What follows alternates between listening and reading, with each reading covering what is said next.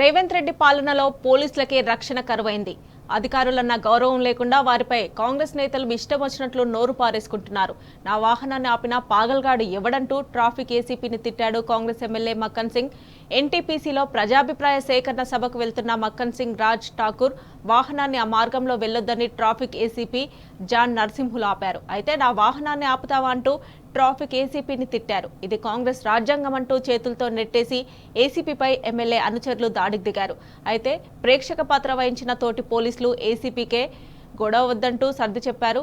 పోలీసులు కలెక్టర్లకే రేవంత్ పాలనలో రక్షణ కరువైతే ఇక సామాన్యుల పరిస్థితి ఏంటని జనం అనుకుంటున్నారు.